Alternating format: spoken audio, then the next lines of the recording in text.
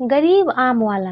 एक गांव में राघव नाम का किसान टमाटर की खेती किए हुआ था। उसके टमाटर की फसल बहुत ही अच्छे थे। शाम के समय वह खाना खाते हुए अपनी पत्नी से बोलता है, अरे भगवान, आज खाना तो बहुत ही स्वादिष्ट बना है। हाँ वो सब तो ठीक है, पर मुझे आपसे कुछ कहना है। कहो, क्या कहना है? वो मैं ये कह रही थी कि अपने घर का छत कुछ जगहों से टूट गया है, जिससे पानी अंदर आ जाता है और ऊपर से बारिश भी शुरू होने वाला है, तो उससे बरसात का सारा पानी हमारे घर में आ जाएगा। इसे ठीक करवा देते तो अच्छा होता। तुम भी ना।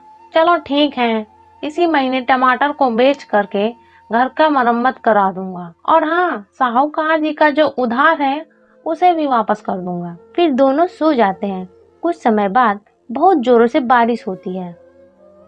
सुबह जब राघव उठता है तो अपनी पत्नी से कहता है, भगवान, मैं थोड़ा खेत में जा रहा हूँ, पता नहीं कितने टमाटर के फसल बर्बाद हुए होंगे। फिर वह चला जाता है।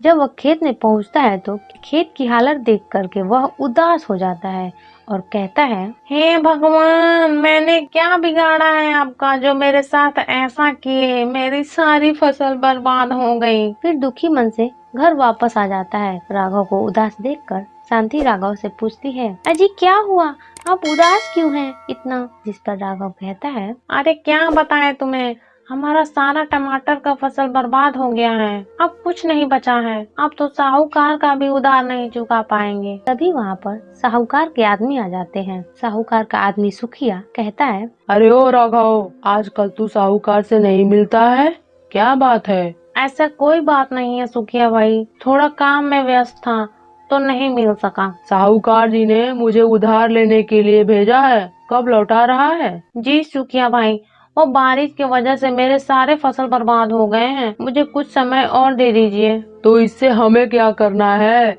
4 महीने कहकर पैसे लिए थे, 6 महीने हो गए हैं, ऐसा नहीं चलेगा। इसी महीने के अंत तक सारे कर्जा चुका देना चाहिए, नहीं तो हम तुम्हारा जमीन ले लेंगे। ऐसा कहकर साहूकार के आदमी वहाँ से चले जाते हैं। हे भगवान, मैं क्या करूं? जिस पर शांति कहती है, आप चिंता मत कीजिए, सब ठीक हो जाएगा। कैसे ठीक हो जाएगा? हमारे पास पैसे भी नहीं है और हमारा टमाटर की फसल भी बर्बाद हो गए हैं। साहूकार के कर्ज कैसे चुकाएंगे? फिर शांति घर के अंदर जाती है और एक पोटली लेकर के आती है और राघव को दे देती है। जिस पर राघव शांति से पूछता है, यह क्या है? जिस पर शांति कहती है, यह कुछ मेरे सोने के गहने हैं, इन्हें आप मुंशी जी के पास गिरवी रखकर पैसे ले आइए। पर यह तो तुम्हारे माँ की आखिरी निशानी है, मैं इन्हें कैसे बेच सकता हूँ? अरे बाबा, इसे बेचने के लिए कौन कह रहा है? मैं तो बस कह रही हूँ कि इसे गिरवी रख दीजिए और उस पैसे से आम का बिजनेस कर लीजिए, जिससे कुछ ही समय में आप अच्छे खासे पैसे कमाने लग जाएंगे और उन पैसे से साहूकार का कर्जा लौटा दीजिएगा और फिर ये सोने के गहने भी छुड़ा लेंगे। शांति की यह बात राघव को अच्छी लगती है। वह ऐसा ही करता है। वह आम का बिजनेस करता है। उसके आम रोजाना बिक जाते थे, जिससे वह कुछ ही दिनों में साहूकार का कर्ज चुका देता है और 1 महीने के अंदर मुंशी से शांति के सोने के गहने भी छुड़वा लेता है। अब उनका जीवन अच्छा खासा बीतने लगता है। आम का मौसम खत्म होने से पहले ही वह उससे कमाई किए हुए पैसे से अपने खेत में बैंगन की खेती भी कर लेता है। अगर स्टोरी पसंद आई तो वीडियो को लाइक करें और शेयर करें, और ऐसे ही मजेदार स्टोरी देखने के लिए हमारे चैनल को सब्सक्राइब करें। धन्यवाद। शाहपुर नाम के गांव में एक राघव नाम का किसान था। उसका एक राजू नाम का बेटा था। राघव की पत्नी की मृत्यु कुछ समय पहले ही हो गई थी, जिससे राघव बहुत उदास रहता था। राघव भाई, कब तक ऐसे उदास रहोगे? मेरी बात मानो तो एक अच्छी सी लड़की देखकर दूसरी शादी कर लो, या फिर एक ऐसी औरत से शादी कर लो जिसका पति ना हो, जिससे तुम्हें एक साथी और बच्चे को माँ मिल जाएगी। तुम ठीक कह रहे हो सुवन भैया, मैं ढूंढता हूँ। फिर राघव एक औरत से शादी कर लेता है। उस औरत की एक पहले से ही बेटी थी, जिसका नाम जिया था। वो बहुत ही घमंडी और झगड़ालू स्वभाव की थी। शादी के कुछ महीने बाद आभा राघव की पत्नी कहती है, अजी कब तक आप घर पे रहेंगे? मेरी बात मानिए तो आप शहर चले जाइए कुछ पैसे कमाने के लिए, जिससे हमारा गुजर बसर अच्छे से चल सकेगा। तुम जैसा कहो, पर तुम मेरे बेटे राजू और अपना और जिया का ख्याल रखना। मैं कल ही चला जाऊंगा। शहर में मेरे कुछ दोस्त हैं, उन्हीं के पास। अगले दिन राघव शहर के लिए चला जाता है। राघव के जाते ही आभा कहती है, अब आएगा मजा। अब इस राजू के बच्चे को अच्छे से मजा चखाऊंगी। हाँ माँ, वो हमेशा मेरे खिलौने ले लेता है और पापा भी उसे ही प्यार करते हैं। उसे ही सब कुछ ला कर देते थे। तू चिंता मत कर बेटी, सबका बदला लेंगे। फिर आभा जोर से चिल्ला के राजू को बुलाती है। राजू, राजू कहाँ मर गया?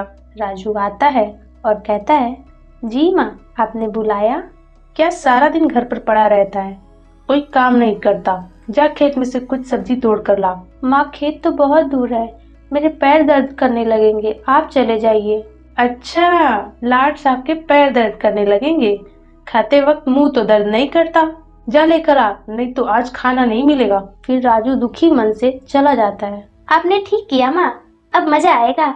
अगर आप लोग राजू को बचाना चाहते हैं तो वीडियो को लाइक और चैनल को सब्सक्राइब करें। कुछ समय बाद राजू खेत से सब्जी लेकर आता है और कहता है, माँ, ये लीजिए सब्जी और जल्दी से खाना बना दीजिए, बहुत जोर से भूख लगी है। ओहो, लाड साहब को भूख लगी है।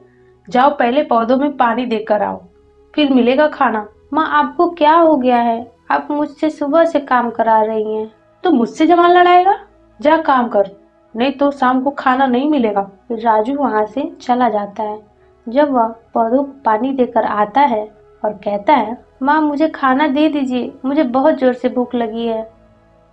फिर आभा उसे एक सूखी रोटी और अचार देती है खाने को, जिसे देखकर राजू बोलता है, माँ, ये क्या दे रही हैं?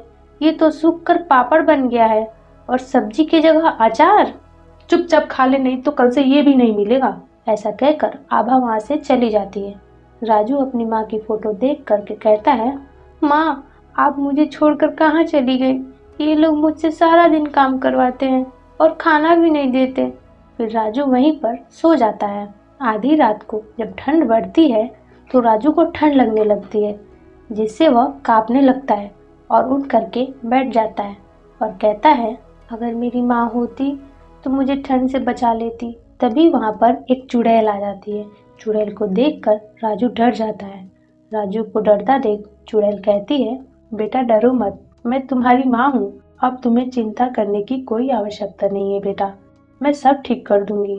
फिर चुड़ैल राजू को एक शॉल ओढ़ा देती है और उसे लोरी सुनाकर सुला देती है। अगली सुबह आभा आती है और कहती है, ये देख लो, लाड साहब को अभी तक सो रहे हैं। फिर वह एक डंडे से राजू को मारने लगती है। राजू उठकर खड़ा हो जाता है और कहता है, माँ, आप मुझे क्यों मार रही हैं? जिस पे आभा कहती है, मुझसे जवान लड़ाएगा? ऐसा कहकर आभा राजू को और मारने लगती है। जिस पर राजू कहता है, माँ, यह लोग मुझे मार रहे हैं। बस इतना कहते ही वह डंडा उल्टा आभा को ही मारने लगा और कभी कभी जिया को भी मारता। यह देख आभा कहती है, ये कौन मार रहा है? ये कैसा जादू है? फिर चुड़ैल आके सामने प्रकट हो जाती है। चुड़ैल को देखकर आभा और जिया डर जाते हैं। फिर राजू बोलता है, यह मेरी माँ है, अब यही तुम लोग को सबक सिखाएंगी। फिर आभा और जिया चुड़ैल के पैर पकड़कर माफी मांगने लगते हैं और आभा कहती है, मुझे माफ कर दीजिए दीदी, मेरी मति मारी गई थी, जो अपने फूल जैसे राजू को मारा। मुझे माफ कर दीजिए, अब से मैं इसे अपने बेटे जैसे पालूंगी। हाँ बड़ी माँ, मैं भी इसे अपने भाई की तरह प्यार करूंगी। जिस पर चुड़ैल कहती है, इस बार माफ कर रही हूँ, पर अगली बार ऐसा हुआ तो तुम सबको छोड़ूंगी नहीं, तुम्हारी खैर नहीं। फिर चुड़ैल गायब हो जाती है। अब आभा अपने दोनों बच्चों के साथ खुशी खुशी रहती है और राजू को अपने बेटे से बढ़कर प्यार करती है। एक गांव के बगल में एक कब्रिस्तान था। लोगों का मानना था कि उसमें भूतों और चुड़ैलों का वास है। रात के समय जो भी व्यक्ति उस कब्रिस्तान से होकर गुजरता, उसे तरह तरह की डरावनी आवाज़ें आती और उन्हें डराती।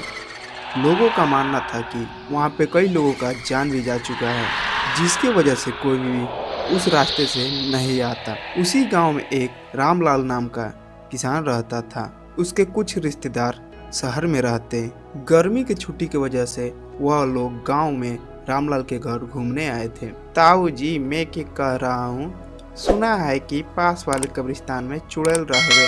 हाँ बेटा जी, सही सुनो होवे, मारी बात मानो तो उधर को ना जानी, इसी में थारी भलाई होवे। मारे को क्या जरूरत उधर जाने को। पापा पापा, आप ताऊ जी से क्या बात कर रहे थे, मुझे कुछ समझ में नहीं आया। बेटा, मैं पूछ रहा था कि पास वाले कब्रिस्तान में चुड़ैल रहती है क्या। आप भी उधर मत जाना, नहीं तो चुड़ैल खा जाएगी। रात के समय सभी साथ में मिलकर खाना खाएं और सभी सोने चले जाते हैं। रामू बोलता है, ताऊ जी मैं थोड़ा घूम कर आता हूँ, जल्दी को आ जाना, बाहर बहुत खतरा हुए।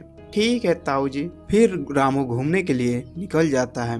घूमते घूमते वह कब्रिस्तान में पहुंच जाता है। तभी वहां पर अजीबोगरीब आवाज आने लगता है, जिसे सुनकर रामू को एहसास होता है कि वह उसी भूतिया कब्रिस्तान में पहुंच गया है, जिससे वह काफी डर जाता है और वह वहां से भागने ही वाला होता है कि चुड़ैल वहां आ जाती है। चुड़ैल को देखकर रामू और ज्यादा डर जाता है। चुड़ैल बोलती है, डरते क्यों हो, मैं कुछ नहीं करूंगी, बस तुम्हें कच्चा चबा जाऊंगी। मुझे छोड़ दो, मुझे जाने दो, मैं गलती से इधर आ गया हूँ। छोड़ दूंगी, बस थोड़ा तुम्हारा मांस तो चख लूं। चुड़ैल अपने शक्तियों से रामू पर वार करती है, जिससे रामू अजीब तरह से बिहेव करने लगता है। अगर इसका जान प्यारी है आपको तो वीडियो को लाइक करें और चैनल को सब्सक्राइब करें। तभी उधर से ताऊ जी रामू को खोजते हुए आ रहे थे। रामू, बेटा रामू, बेटा रामू, किधर को गए। ताऊ जी को देखकर चुड़ैल वहां से गायब हो जाती है।